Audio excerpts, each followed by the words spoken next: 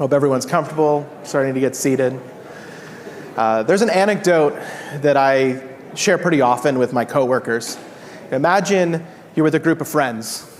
You're all headed to a concert, and you're running a little bit late. So everyone's a little bit stressed, knowing that they don't want to miss out on this opportunity they had to go to see their favorite band, see their favorite musicians. And you take a moment, pull out your phone, and you say, hey, let's check a map. Imagine if your friend said, there's no time, we gotta go. And you hop in the car, you hop on the metro, and you just go off on a direction. You don't know if you're getting any closer to the concert or not. You just know that you're on the way. It seems really silly when you say that, because the reality is that sometimes following a plan is the best option. When you know where you're trying to go, when you're short of time, just figuring out where you're going, setting a path, is the right way to go. And it's interesting because I've been working in this industry for about 10 years. My name's Ben. I'm Ben Skutt. Currently, I'm an associate art director on the League of Legends skin team. I've worked at quite a few places on quite a few products before this, and it seems like this is an anecdote that has resonance everywhere that I go. As people seem like they want to figure things out as we go, instead of maybe just stopping for a moment, figuring out where we need to go. I have a bit of a unique background because I went a little bit more broad in my experience than some folks do. I started out as an art generalist. I went to Full Sail University where I got a computer animation degree, and that was largely a very generalist degree between 2D, 3D art, and all kinds of different things. But I also have a background in art outsource management. A few years after graduating, I got a job on Heroes of Newerth. I was there for a short time as an illustrator, and I turned to my boss, and I said, I think that actually what you need isn't one more illustrator that is adding one more illustration over a period of time, but maybe someone that can take these outsource folks that we're working with and shore up our process and make that run a little bit more smoothly. Shortly after that, I was doing some art direction on a small Steven Universe game. Eventually started doing art outsource management on Legends of Runeterra. That was my start at Riot. And for a while, I was sitting centrally on our creative operations team, heading up some of our art outsourcing initiatives and efforts to shore up the way that we were approaching that work and setting up training for our art outsource managers. And as I said before, currently I'm on League of Legends. And like I said, that kind of concept of planning and different types of approaches is something that every team I've worked on has talked about. And every team that I've worked on has either used or discussed, hey, is Agile the right approach for what we're going to do? And you all know the title of the talk is how Agile is killing your art outsourcing. But I'll offer a little bit of some piece at the beginning here, that I actually believe that Agile can be a very effective tool when applied to the right purpose. Imagine this. You have a bunch of nails. Someone hands you a screwdriver. That might be a bit of a frustrating experience. Doesn't mean you hate screwdrivers. It just means you have a nail. It's not the right tool for the job. And if you say, hey, this isn't going to work for me, and they come back with an electric drill, you might be a little frustrated still because you're like, yeah, this is better for more screws, but I still have nails, right? So, all right, a few people saw. Yeah, so the whole idea of becoming better at doing one thing that may not apply for your situation can be quite a frustrating experience when you're a certain type of developer, particularly an artist working in live environments, as most of the artists I work with have, and we're being asked to work in a particular way that may not necessarily fit what we're actually doing. And this is the core thesis, the idea that Agile can be a great tool when applied in the right situations. And if you agree that Agile is a good tool in those situations, you might agree that Agile could be killing your outsourcing if it isn't fitting the way that you're actually developing. But first, let's talk about what Agile is. All right, there's been many definitions, but I really like to go back to the source from in 2001, when a group of developers came together and they wrote this, the Manifesto for Agile Software Development. And it's actually something that I really like, because I'm a big person that likes values, and I like seeing them spelled out in front of us so that we can understand what they are.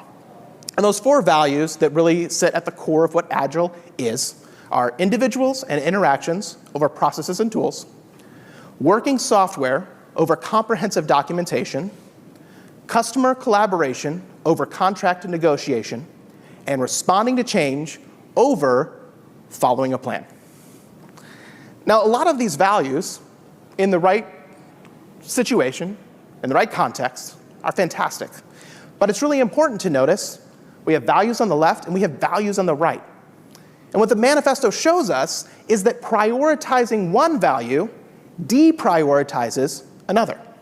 And it's great to prioritize values if those values fit your goals. But here's the question. What if the values you are deprioritizing are the ones that will make you succeed? That's the question we should ask ourselves. So let's talk a little bit about developing skins under new management on Heroes of New Earth. So I was on the Heroes of New Earth team. Like I said, for a while I was working as an illustrator, eventually was heading up some of the outsourcing for illustration, and eventually all of the 2D. So as the outsource manager for 2D art, we were doing live productions for skins.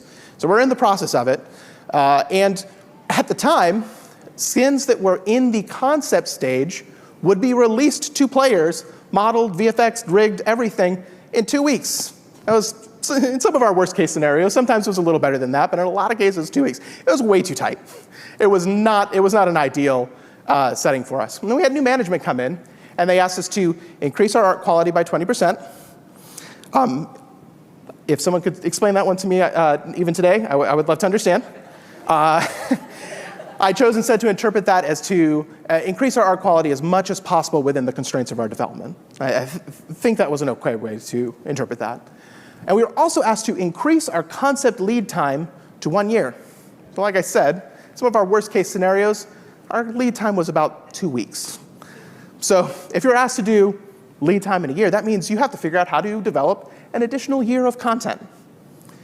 And I was told I'm on my own. No team of additional outsource managers, no other folks that can be providing feedback. Because in this role, as our outsource manager, this was the lead role, the give feedback role, the production role. It was doing all of that. And it was probably more work than one person should be doing. I'm much more thankful to be on League, where we have a whole team of people that I get to work with now. But what I had to do was identify the absolute minimum overhead possible for doing this work, because it's just me. And the way that I looked at it was just defining a few core philosophies. If I'm going to do this myself, what do I have to do? So I thought, well, let's refine our process and organize our tools for ease of use. Let's figure out a way so that when our partners come to work with us, I don't have to spend a lot of time explaining the way that we were going to work together. I don't have to spend a lot of time walking through the way that our tools work. We're going to make things as straightforward as possible so that our partners have as easy of a time as possible. Because any moment of overhead is not something we can afford when we've got a year of content that we're about to produce in less than a year's period of time, and I'm the only one that can provide them that support. We also, and I worked directly with our lead narrative designer on this, was to try to design our creative briefs for maximum clarity. We also built cycles as well. So as the creative briefs went out, and we saw how people were responding to them, we'd go back and rework the way that we approach those creative briefs so that we could, as best as possible, with as minimal communication in addition to those creative briefs, make sure that we were getting what we were looking for. And then we created a very robust working agreement with vendors. Very clear process that we were going to approach, very clear expectations about what would happen if work was above or below the bar. And set it up so that there wasn't a lot of points where people would lack clarity in our approach. And then finally, there was a clear long-term plan, but it was also designed with contingencies. As things change, as they do in development, as problems would arose, we didn't just have a concrete plan that we would go step by step, but we also had opportunities for branching paths in case things came up that were predicted, but hopefully we were hoping to avoid, but development is development. So how do we prepare? I set up this preparation for this process. We took those philosophies, guiding principles, and the first thing to do was to identify our blockers. So the one thing that was blocking us before we could actually get this year's worth of concepts in place was creative briefs. That was the one thing that we needed to do internally. So obviously we had to work with our narrative lead, to figure out how can you produce the creative briefs. This is the amount that we need within this period of time. Get everything set up internally so that it would be straightforward once we were able to reach out to our vendors. And we had to determine the bandwidth needed. And to do that, we need to understand what contractors we had, what vendors we had, and what we needed. We also couldn't just evaluate it from pure capacity standpoint, because we were also asked to increase our quality by a percentage amount. So we had to evaluate our current vendors to understand, can they actually achieve what our goals are here? And then we had to identify new vendors and new contractors to fill out that space. And when that was all figured out, we knew how many vendors, we had to contact those partners, and we set really clear expectations. We performed trials, as many of you do. And our goal in those trials was to make sure that there was no surprises. There was no, oh, surprise, actually, this is the style we were looking for in this concept. You fail. Bye. No, the goal was that every person that took our trial, we wanted them to pass.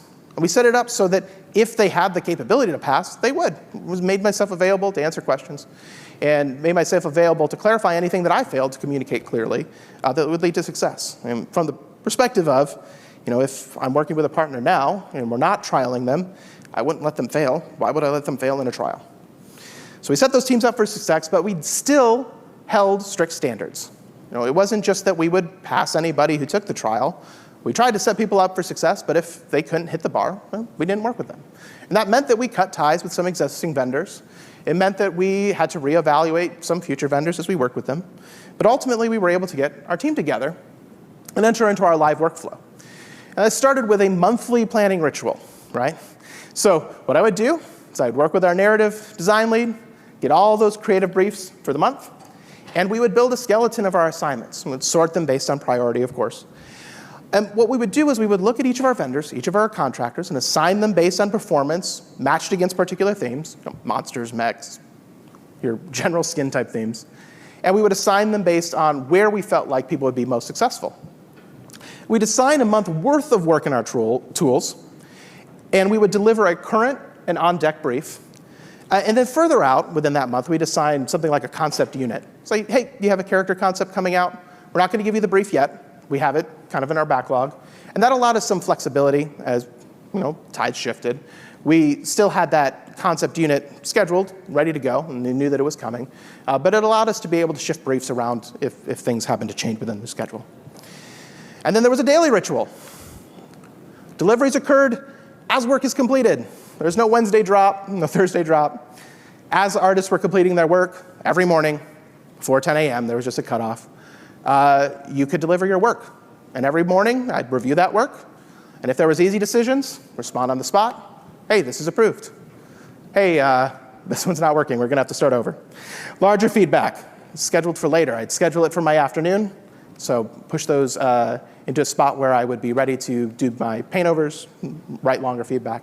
And like I said, if work is spiraling, we just pay people. Hey, thank you for the work you've done so far. We're going to give you a new assignment.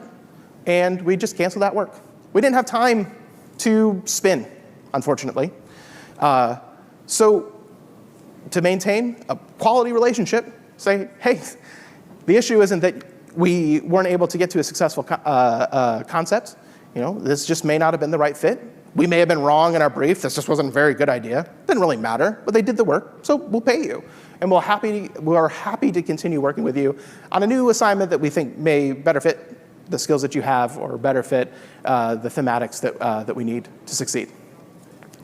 And then every day I would just double check our schedule. How are we working towards completing all of our pieces? At the time, I believe it was about 30 concepts a month.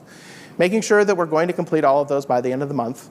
And if it's appearing that one or other studio or one or other concept artist on our contractor pool is not going to be able to complete things in time, that's when we would reassign that future work and shift it around based on the trends. What were the results?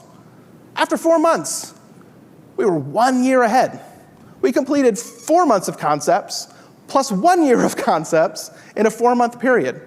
And because of the excellent new artists that we hired and our new process, our art quality dramatically increased. And because we hired so many new studios, our bandwidth was also massively increased.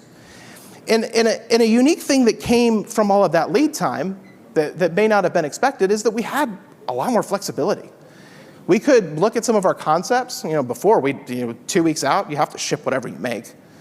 It allowed us to say, hey, some of these bottom concepts that we're not huge fans of, just cut them. We got time to go do a new one.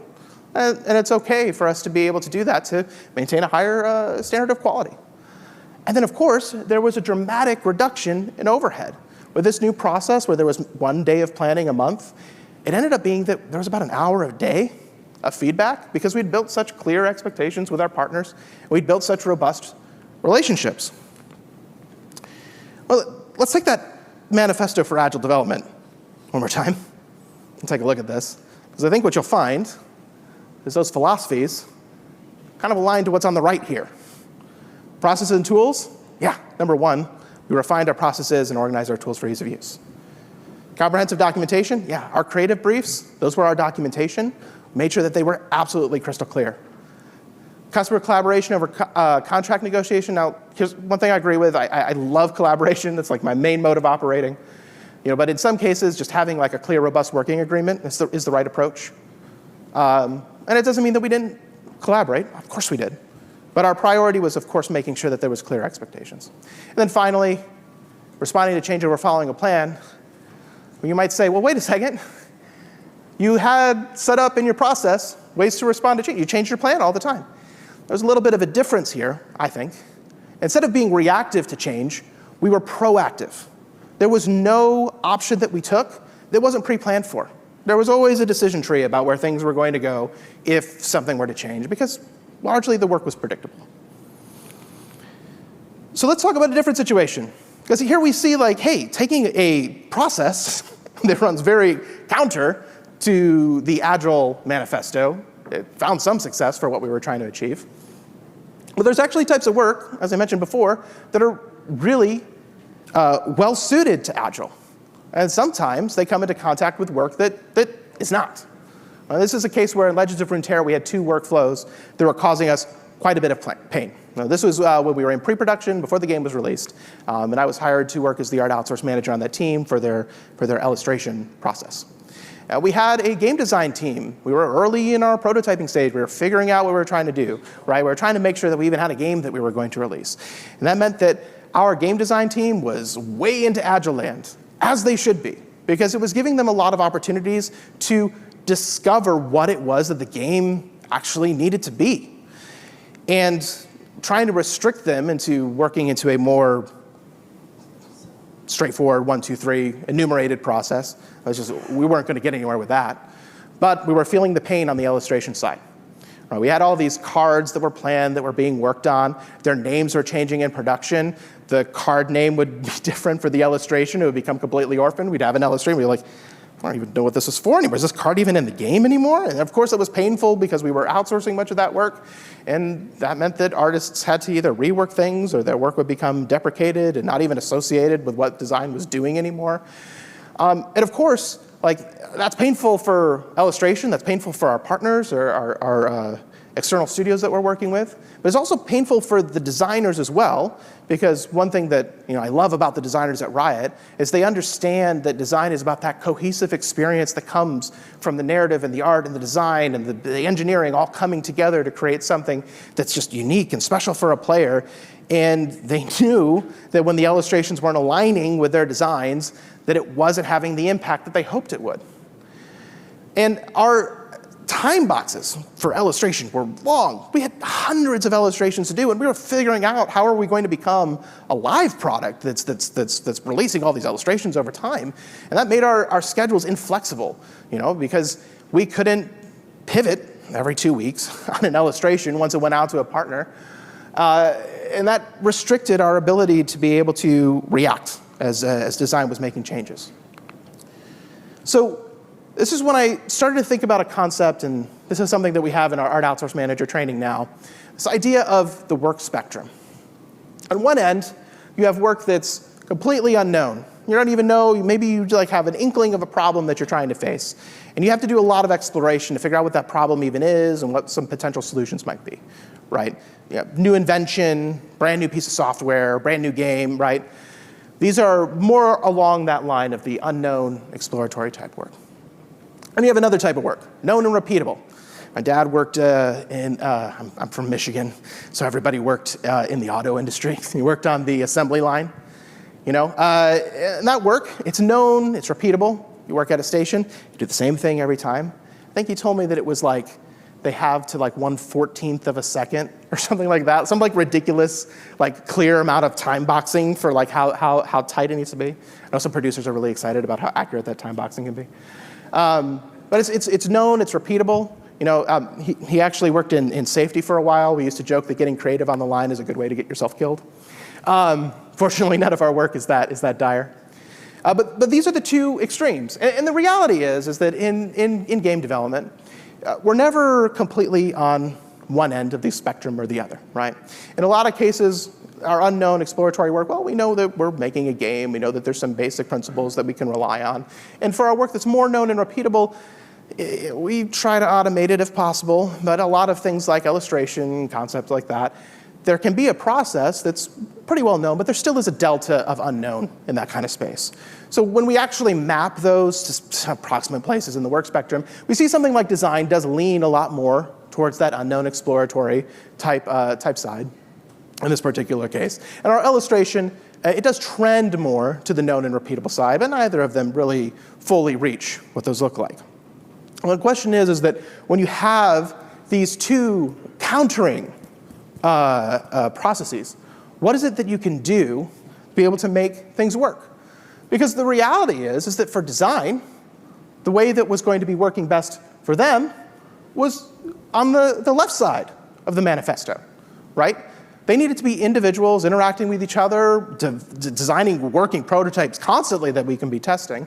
They needed to be constantly collaborating with each other and making hard and difficult decisions. And as we were getting information back from playtests, they needed to be able to respond to that change. There's no way to plan around really wild feedback that you get from playtesting. But then on the other side, with illustration, it's like, hey, we needed some clear processes defined here, and we needed some tools to be able to get this art back and forth so that we can have these communications. We're teams working all around the world. It's very difficult to communicate. And we needed comprehensive documentation. The illustrators needed to know, because there's just a long period of time between the time you do the thumbnail all the way through to the time that you have that final illustration. They needed to have a clear understanding of what it was that they were creating.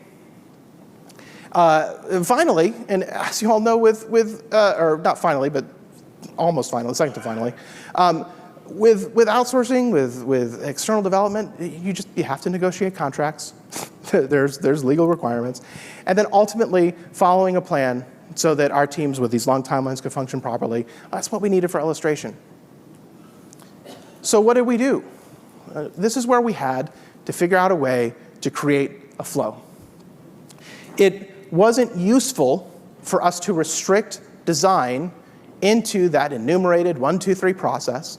And it wasn't useful for our outsourcing and our illustration teams to be locked into the back and forth of the design process so heavily. So what we designed was a flow between the two types of workflows. And what did that look like? So we created unrestricted Agile for design. Our designers came together, they continued to work on their processes, design their cards exactly as they had been, and they didn't have to worry about the restrictions of what we were doing on the illustration end. We backed off and had that freedom on that side. But what we did do was we set up a new tracking software. And in that tracking software, every card that the designers were working on was tracked, along with every change that those designers were making. And all of that information would be piped over to the illustration team. And what was useful about that, one, is that when card names changed as they needed to, and this is the thing, just if you're a designer, if you've worked with designers and you've worked on a card game, you know that the name of the card has a lot of impact on the player and the way that they're going to experience it, so those names do need to change as time goes on. They could change the name, and it would get piped over to our illustration team seamlessly. We'd have a little flag that would pop up, be like, hey, there's a change. And we would know what was going on from that end. And additionally, because our creative briefs were largely defined by the design of the cards.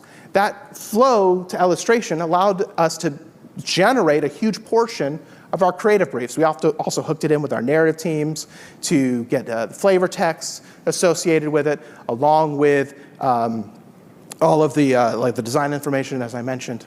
And that allowed us to start to form our creative briefs from that tracking software.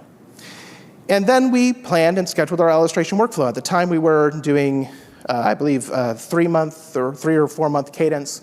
And we would schedule all of the illustrations that we knew we needed to make because we had an approximate idea. Design was very helpful with us. They gave us a range within 20 cards of how many illustrations that we would need. And we would schedule that workflow based on the history that we were building and the velocity as we were starting to understand it. And we would assign those illustration units to each of our individual vendors that we were working with, very similar to the process that I used in Heroes of Newerth. We scheduled that all out. And we had to build, a priority. So we negotiated with design, more contract negotiation, a confidence scale. And what our designers would do is they would give us an idea of how confident they were that this card would ultimately enter into the game within some reasonable delta of what the original design looked like. And we could use that design confidence scale to create alignment around the cards as they're going into the game, and we could prioritize cards that were on the higher end of confidence and deprioritize cards that were on the lower end of confidence. So we would schedule the cards that were confident earlier in that 3-month cycle, and the cards that were lower, we would push them more towards the end. And then additionally, we didn't just plan out all of that period of time to just meet only the illustrations that we needed to complete. We also planned space for pivoting. So if we needed to change illustrations, if we needed to rework illustrations, if suddenly there's a card that needs to be brought into the set that we weren't expecting, we also put in that space there. So we had a very clear plan for illustration about how we were going to approach this work, and contingencies all set up. But design was given the opportunity to just work very freeform, loosely, and communicate with us at these key milestones and using these processes. Oh, I thought I had one more slide, but I guess not. So ultimately, what did that mean? Well, it meant that with the new flexibility that we had, I don't know if any of you have played Legends of Runeterra, but when we were originally going to release the game, we only had single illustrations for all of our champions. And if you've played the game, you know that the champions, they level up into a second level. And because we had that additional time planned for illustration pivots, we were able to go back and re-illustrate second level illustrations for all of our cards. So not only did we have illustrations that were aligning even better to design, and we had the space, we actually had found additional time to figure out ways to delight our players in ways that we didn't initially plan for. And I think that this is ultimately the lesson that we learned from this, is that when we can figure out ways that work that is exploratory and can become very bound by very strict planning, and when we don't necessarily know the result of what we're trying to produce, we're trying to experiment, we're trying to understand what we need to do to be able to delight our players, that Agile workflow, man, it works really well. Like, there's a reason that Agile has changed the way that the software industry, the tech industry, and the game industry approaches their work. There's a reason for that. And it's because in those exploratory situations, it is such an effective tool for finding those solutions. But I think that what is the easy mistake to then make is assume, well, then this is the cure-all. This is the silver bullet. This is what is going to solve all of our development problems. And the reality is, that Agile Software Development Manifesto, I mean, it's got software development in the name. And something that's unique about game development is it's kind of like the difference between a textbook and a comic book. They're both books, right? But are they really the same thing? I mean, obviously not. And if you want to use the process to make a comic book to make a textbook, I mean, be my guest if you want to. Same way, the other way around. And it's understanding that games are an incredible combination of so many crafts, of so many skilled craftspeople that are working in so many different ways. And that instead of building a one-size-fits-all process for all those cases, we need to understand the impact that a style like Agile has on work that is more known, that is more repeatable. And then I was speaking with one of our partner studios, a member of one of our partner studios yesterday, and we were talking about I was going to have this talk, and he kind of shrugged his shoulders and he was like, our studio doesn't really work on Agile. We're kind of much more straightforward kind of process. And I think that's the thing to really understand as you're partnering with our partners and with external partners. They may not even be using these Agile workflows. And you might need to figure out a way, like we did with our internal team, where you get that opportunity to have that unrestricted Agile workflow for your internal work, but you still give the space for that team to be more planned, to be able to approach the work in a way that is more functional for them. So I think the solution that I would call for is like understanding that there is a place for this type of work and figure out what works for your actual team. I'm not going to propose or pitch that you do the process that we did for Heroes of New Earth. I'm not going to propose or pitch that you do the process that we did for Legends of Runeterra. But what I will propose is that you take a moment, you look across the whole of your pipeline, all the way from the beginning with early design, prototyping, and engineering, all the way to the end when you have large amounts of content that you either need to produce for launch, or when you have a long-term live process where you need to be constantly creating new content for your players, to really evaluate how folks are how they're actually working. Maybe sit down with your artists and watch what they need, what they do themselves. You might be surprised how many artists on your own internal team have their own tracker that they've built and hidden, either in some notes or in some other software that you didn't know about. Because the way that the tracking process is working for your team is not actually working for them as individuals. Take the time to understand what your team is actually doing. They might be at the rituals, but they might be making their own rituals themselves, and you didn't know it. And it's even harder when your team is external. It's an outsourcing team. They're not around you, and they're working in a different process. Understand how they work. And then understand that if you try to restrict that process into an internal process that is not consistent with what they're doing, you might be creating a lot of strain for yourself and strain for your partners, and you might be killing your outsourcing process. So, like I said, now I'm on the League of Legends skins team, and we use Agile when it works. Right? We have a number of skins that we develop, a number of new thematics, and we use a lot of that flexibility to be able to identify new spaces for us to really delight our players. But when we outsource, back it off a little bit. We accept that there's a pretty enumerated process with modeling, with rigging, with VFX, with animation. And we don't put that strain on our partners where we're changing things in the middle of production and flexing around. We try to fit the way that they're actually working. And so I think that mantra of Agile when it works, but not when we outsource, is largely accurate, largely what we like to do.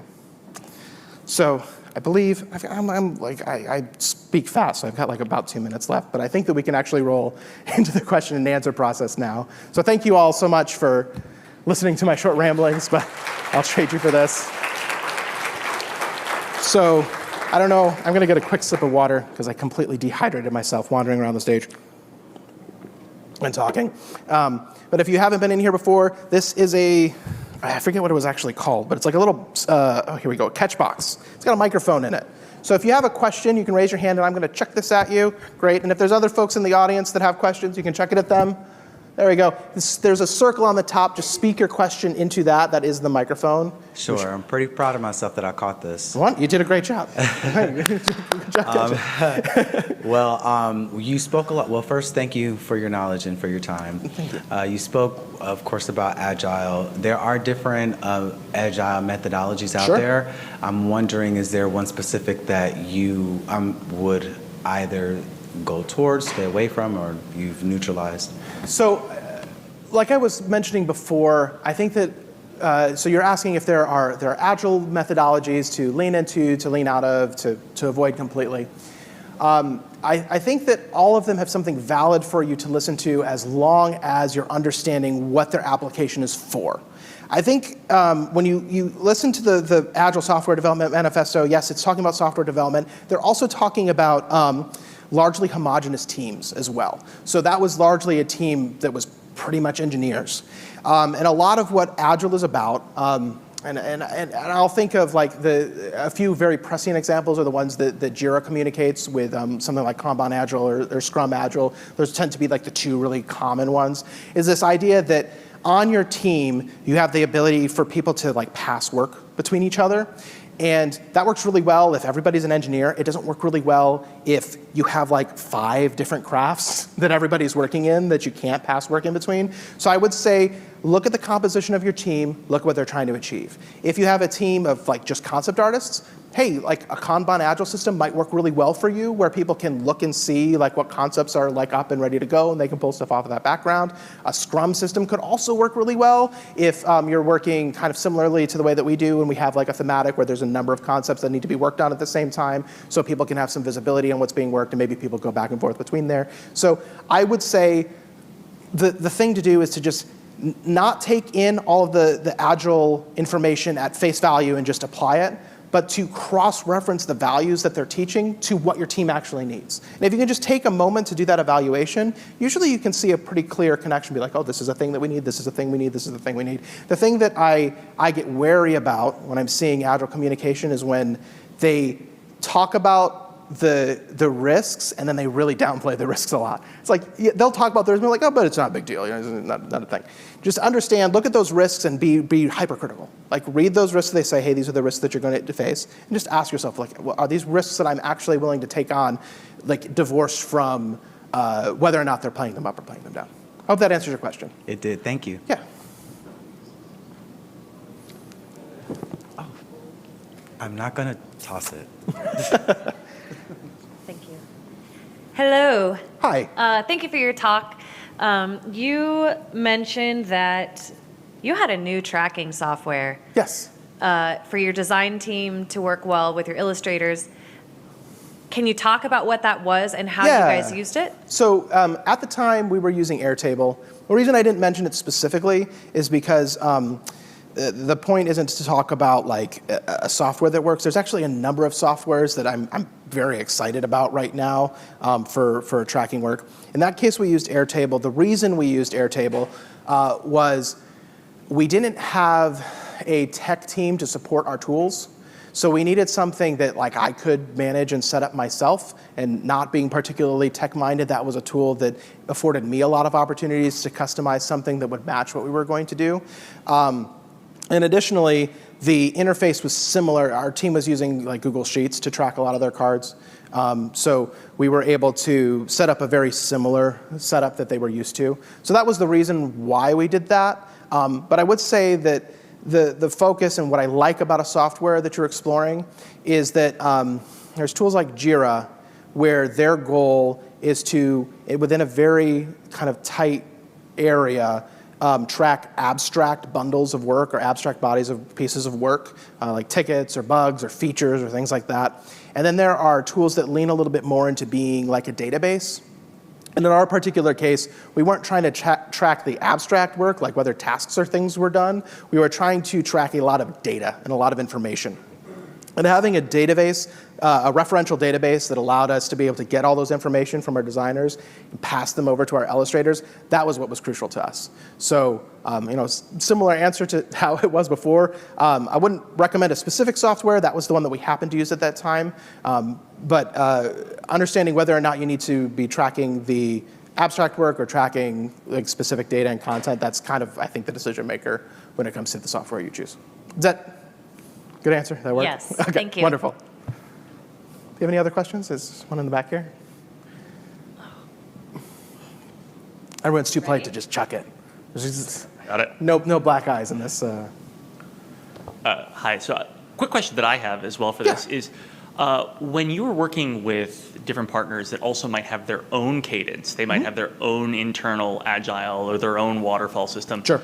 Can you talk a little bit about your experience with that and how you've kind of taken the work that you have done and helped either match up with what an external provider might be working with on a cadence, or what you have tried to map them to help out with that schedule as well, if there's any experience you can lend to there? Yeah, the question is, external partners may have a number of processes that they are using, and when you're working with multiple processes, how do we kind of blend them all together so that they work functionally? Yep. And I think that the first question that I like to ask is, how much impact do these different processes actually have on me, right? Because the reality is that a lot of that work can kind of go behind the scenes, can go into black box, and the way that they're doing those processes day by day may not actually impact the way that the work is delivered. So I start to think about the inflection points. Where am I going to be interacting with this vendor, right? And that's where I want to really start aligning, is when we're going to be in contact at particular milestones. So if their process can fit into the inflection points that I have, then there's no conversation to speak of, right? But if it doesn't, that's when we start talking to the vendors, and that's where we start to try to make the small adjustments. It's just, where are these touch points? Where are these inflection points? And I think the things that I care about most on inflection points are, when am I going to have to make some kind of a decision? And any other point, I don't really care. If you're sending me things more often than I need to be making decisions, it's too much of a burden on you, and then I have to have a lot of people come in and look at stuff, and we're just be like, yeah, this is fine, just keep going. But if you're sending it at too few points, and you've made a decision along the way that I haven't been able to communicate or help to guide based on what the vision for our product is, that's what kind of matters to me. So what I found is that there's not a lot of nudging that really matters in a lot of those cases, because a lot of that is really on the micro level of how people work, and that we can be pretty flexible about those inflection points. We can be really flexible about timescales if we're planning over large periods of time. Like if you're planning over like agile periods, like every 2 weeks, then like, yeah, you kind of have to be like really tightly aligned with your process. But if you're planning over a period of like 3 months, over a period of a year, a lot of that starts to disappear. So I take a long view. I focus on inflection points and where decisions need to be made. And then we just make minor adjustments there. And really, like the thing that has been helped to be successful with my career is actually trusting the vendors that I work with to know what they're doing, because a lot of them have been doing this for a long time and are actually really good at doing it and really want to make us happy as our customers. So yeah, if they say that there's a way of working that has been successful for their team, I'm very rarely the one to immediately doubt it, and it's said like, hey, let's plug it in and see what happens. Is that cool? Thank you. Got a question up here. It's going to be a long throw.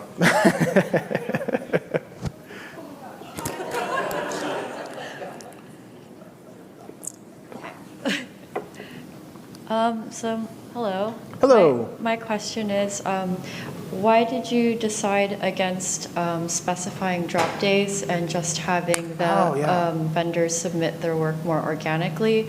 Was that decided initially, or did you make that decision based off of like prior experiences you had? Sure. And also, did you feel like it made your own schedule less predictable? Sure. Or make it more difficult to hit deadlines? Sure. Okay. Yeah. So the question is, why no drop days? Why just like a constant stream of work? Spoiler alert: our current team has drop days, and I think that it's actually really appropriate for the way that we're doing the work.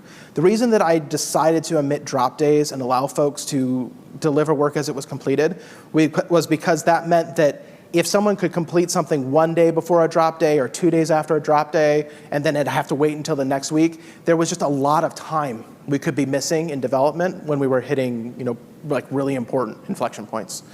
So as far as time, yeah, I feel that it saved us a great deal of time, because within like a 1 week period, maybe it saved us like 24 hours or something like that every once in a while. Maybe it costs us 48 hours every once in a while. But in the aggregate, over all of those, like those 4 months where we were trying to get that 1 year of work done, over 30 concepts, like it tightened us up quite a bit because we were able to move so quickly there. Did it make my work more unpredictable? Yes and no. It didn't in the sense that I already had a period of time in the morning that I was always going to be reviewing work, and that was just the assumption. Some days I just wouldn't have anything to review, and I would just have like a free day to be able to go do something else, and I usually had a backlog of things that I could go through and spend time doing. And then some days there would be quite a few things that got dropped, and I did have a 24-hour working agreement, 24-hour turnaround and feedback working agreement with the teams. I don't know how often I broke it. It wasn't very often because we were in a pretty mad dash at the time. But there would be some days that would be quite busy. But again, because we were planning over such a large period of time, if I needed a little bit of flexibility, it didn't end up impacting our overall macro schedule very much on the micro schedule. So over time, as the studios got better and better and more familiar with what we were working on, it really didn't impact my day that much. It started to become more and more kind of standard. There would just be a certain amount of things that came through, and I'd be able to move through them quickly. Like I said before, I don't know if I would necessarily recommend that approach in all cases, but in a case where even like a few days can really impact your workflow, I would consider just getting a constant stream of work, but not necessarily, especially if you have a large team of people and a lot of stakeholders that need to be reviewing. It's probably not going to be as effective. It's really much more for like a couple people working together that can be constantly cranking through work. Cool. Thanks. It was really cool to hear your process. Yeah. Thank you. Good throw.